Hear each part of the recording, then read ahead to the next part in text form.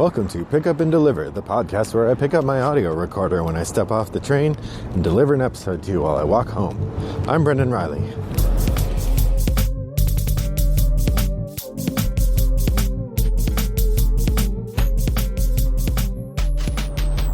Well, good evening, listeners. It is a chilly December 3rd here in suburban Chicago.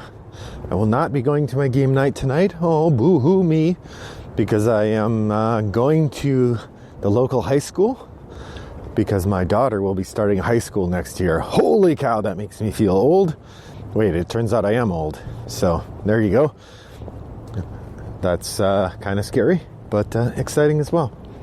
Well, I am happily recording the first episode I've recorded here in December.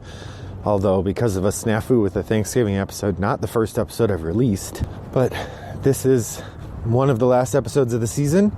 I will be posting the last of my episodes later this month, probably late next week, and then calling it quits for the season, and I'll start back up in late January. I guess just in case you didn't listen to my last episode or aren't going to listen to my next few. But because it's the first episode of December, that means it's top of the stack episode, which I know, I apologize, it tends to end up being kind of listy, but that's okay. I really enjoy it anyway. It's fun here in December to be contemplating what's next year going to look like. I imagine I'll do another 10 for 10, or at least I'm thinking I will. But I've been thinking about what else I might do as well. I was thinking about a 5 for 5 or a 5 for 20 rather than a 10 for 10. I easily met a 5 for 20 already this year. It would be interesting to do that instead of a 10 for 10. But I asked on Reddit for some ideas, and I got a bunch of good ideas. So lots of interesting possibilities for what I might do instead of a 10 for 10. But that's not why you come to a Top of the Stack episode. You want to hear how I did this month. So in November of 2019, I had 94 gameplays of 54 different games, due in no small part to a couple significant gaming days and a long weekend with my mother-in-law where we played a whole bunch of games. For Thanksgiving, we went to my in-laws and we played 19 games over 4 days. So big chunk of that 94 came from the Thanksgiving holiday. That puts me up to 837 plays this year of 266 games. Yowza! So let's start right off with the top of the stack. This month, I had my 3 usual games plus 1 repeat on the top of the stack. I had Nanty Narking, Perudo, and Final Flictier. And my repeat game was Canal Grande. So I managed to play Nanty Narking, and I brought Perudo, Canal Grande, and Final Flictier with me to the Thanksgiving gaming, and I was able to get in a game of Perudo and a game of Canal Grande. Perudo, or Liar's Dice, turns out to be really fun. I guess I shouldn't be surprised by that. It is, in fact, a game that's really fun, and that's why it's still around. We had a good time playing it, and my son particularly liked it, so we played it 3 times. And I think it will probably be a semi-regular game for us in the future. So that's Perudo. Canal Grande, I played the 1 game of it with my mother-in-law. I probably don't need to play a second game. It was fine. This sort of I split, you choose voting card hand management game. I don't know. It was fine. Overly complicated for what it was, and I don't see myself playing it again. I also don't know how I'll get rid of it. I don't know anyone who would pay money for a small game like that, but I also don't want to give it away to like Goodwill because I want it to go to a gamer. So we'll see. Maybe it'll be a giveaway at a holiday party or something like that. So that's 3 of the 4 on the top of my stack. The 1 game I did not get to was the Final Flictier. The Final Flictier is a dexterity game from Gabe. Oh, what's his last name? Barrett, the proprietor of the Game Design Lab podcast. And I'm really excited to play it. I just haven't gotten around to it. So that was the one I did not play. But My goal with each month is to have 3 of the 4 games played. So I did meet my goal. I got a number of games played new, aside from those on the top of my stack. I also played Rome, the Ryan Lockett game. I did talk about that one. Res Arcana, Expand City, Decrypto, and Choose Your Own Adventure, The House of Danger. Expand City is a fine city building game, nothing special or nothing exciting enough and different enough to make me want to go buy it. House of Danger is a story-based game built on the Choose Your Own Adventure book. Not really much of a game, really a Choose Your Own Adventure story with the trappings of a game. And you roll a die occasionally, but I probably wouldn't play the rest of it out, except my son likes it, so we're probably going to finish the 5 adventures. I think we've done 2 chapters of it so far. And then, what was the third game I mentioned? Oh, Decrypto. Decrypto is an interesting little puzzle game. It came out the year after Codenames and was often brought up as a game that's like Codenames, only better. I'm not sure I agree. It's awfully complicated, and while I liked it, I certainly will keep it. I didn't like it. I like Codenames better. I think it's a more interesting challenge, although the kinds of clue giving you're giving are different. If you haven't played Decrypto, it's a clue giving game similar to Codenames, where you are trying to give clues in order to get your teammates to recognize some words. The big twist is that it's the same words every time, and you're trying to get them, put them in order. And so you're giving clues aimed at the same targets round after round. And the big issue is your opponents are trying to figure out your code. So if, for example, in one of our games, there was a clue that said Egypt. And so we had to give clues that could at various times get our teammates to understand that Egypt was the intent without giving the opponents that information, because the opponents don't have the word in front of them. Your teammate does. So my teammate knows Egypt is one of 4 words I might be indicating. And my question is, how do I designate Egypt over the other ones? So, like, for instance, I said geometry, thinking about pyramids and Egypt, and that worked. My partner said king cobra, which is interesting because cobras are from India, I believe, not from Egypt, but I understood the idea of snakes, and it worked. And then I believe I said sand, maybe, or I don't quite recall what I said, but it was another kind of loosely obscure one, and it worked out. So it's an interesting game. I like it. Like I said, a little more fiddly than Codenames, harder to teach. That's Decrypto. I did manage to play 2 expansions out of my collection as well. I played the Winter Wonderland map for Welcome To. Welcome To is a favorite. I really like it. It was on our 10 for 10 in 2018, and we crushed it. And we've played it a number of times here in 2019 as well.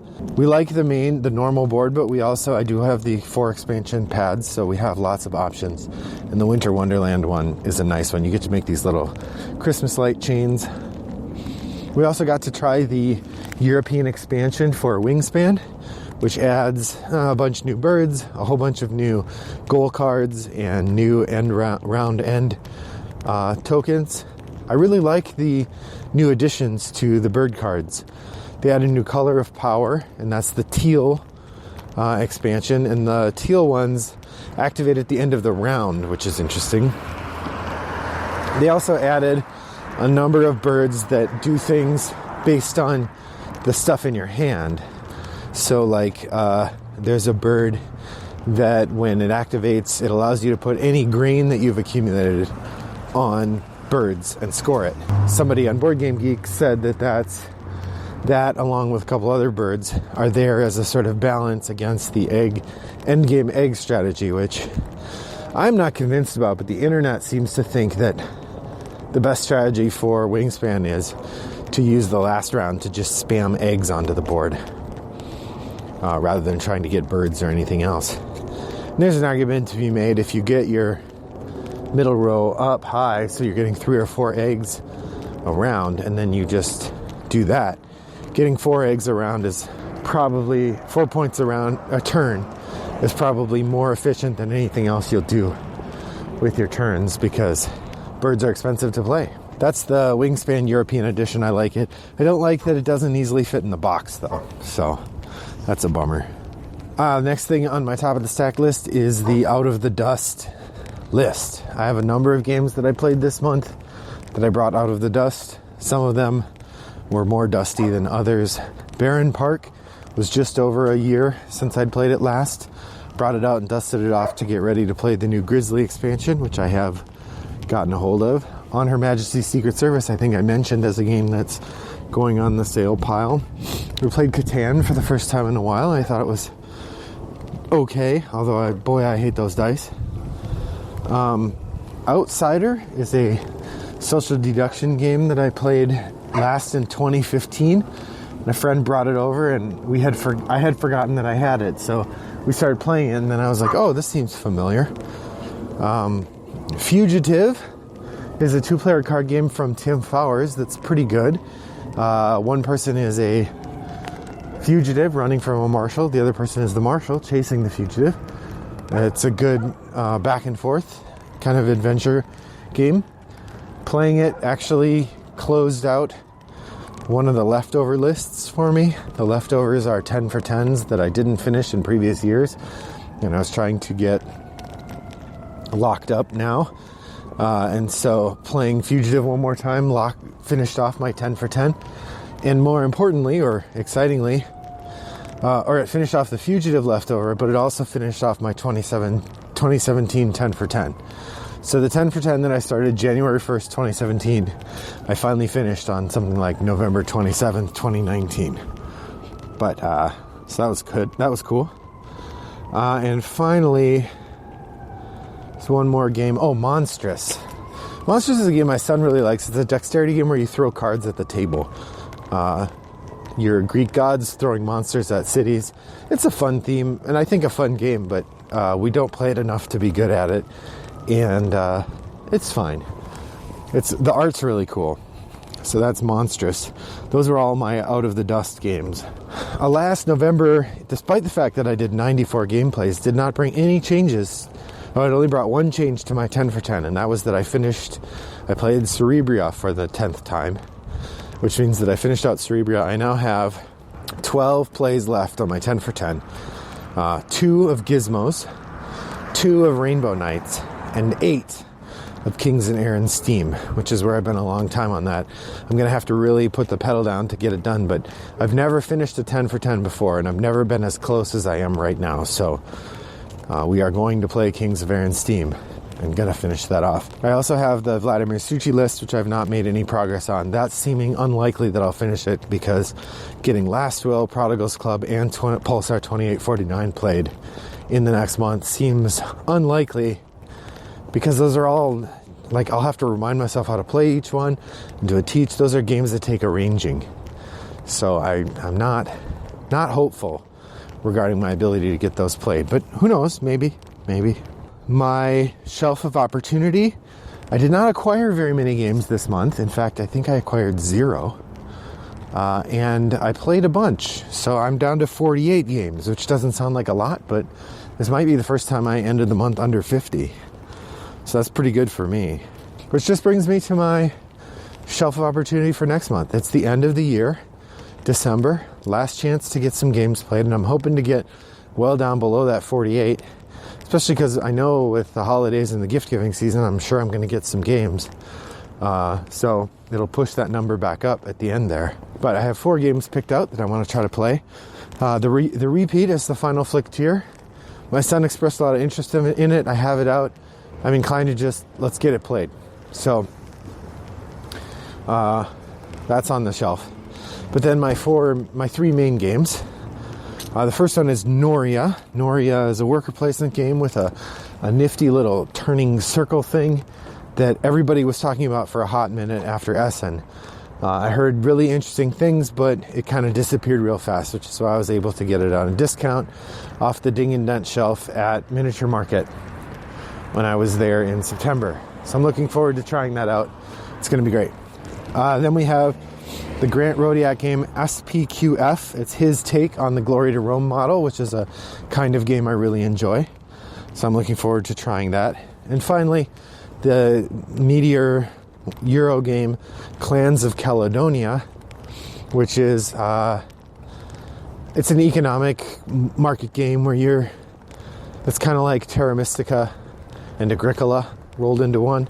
It looks pretty interesting, and I've been playing it online through the Board Game Arena, so I'm keen to try it out on the table and see how it works. This is the game I picked up at a garage sale for like $15, I think, and I'm excited to try. So that's Clans of Caledonia.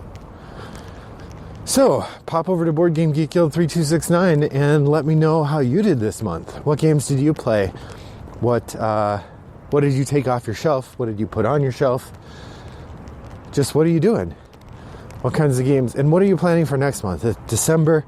We've got some gaming time coming up, hopefully family and fun. I want to know what games you're going to be playing. Pop over to Board Game Geek Guild 3269 and let us know so that we can all share together the question of what games we're going to play. Well, with that, I've just about reached home. I'm walking through the twinkling lights erected by our neighbors in anticipation of the holiday season, and I'm keen to get home and bask in the warmth of my house. Please do let me know what your plans are for the season and what games you have coming for December. Until next time, I'm Brendan Riley. Thanks for joining me on my walk today, and I hope your next walk is as pleasant as mine was. Bye-bye.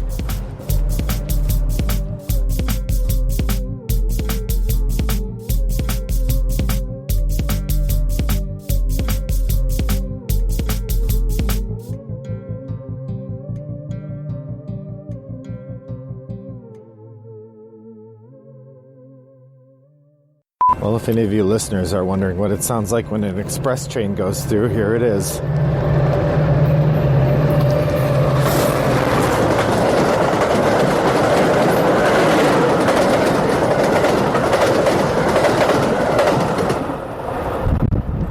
Woo! Brought to you by Rattlebox Games.